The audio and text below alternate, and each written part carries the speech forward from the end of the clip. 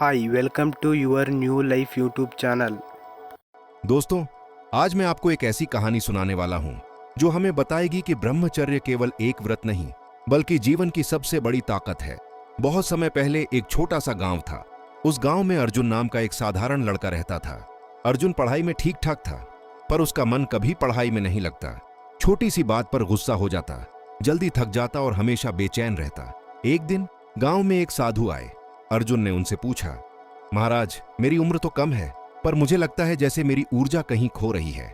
मुझे बताइए, मैं कैसे मजबूत और सफल बन सकता हूं? साधु मुस्कुराए और बोले, बेटा, ब्रह्मचर्य का पालन करो। ब्रह्मचर्य का मतलब केवल इंद्रियों पर संयम नहीं, बल्कि अपनी ऊर्जा को सही दिशा में लगाना है। अगर तुम अपनी इच्छाओं पर काबू पालो, तो तुम्हारी स्मरण शक्ति बढ़ेगी, तुम्हारा आत्मविश्वास बढ़ेगा और तुम्हारा शरीर सोने की तरह चमकेगा। फिर साधु ने उसे एक दीपक दिखाया। देखो, अगर ये तेल जल्दी जल्दी खर्च करोगे तो दीपक थोड़ी देर ही जलेगा, लेकिन अगर संभाल कर उपयोग करोगे तो पूरी रात रोशनी देगा। इसी तरह ब्रह्मचर्य से तुम्हारी जीवन ऊर्जा लंबे समय तक बनी रहती है। अर्जुन ने साधु की बात मान ली। धीरे धीरे उसने अपनी आदतें बदली।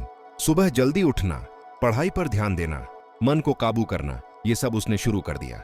कुछ ही महीनों में गांव के लोग हैरान हो गए, क्योंकि वही अर्जुन जो पहले आलसी और कमजोर था, अब तेज तर्रार, आत्मविश्वासी और समझदार हो गया।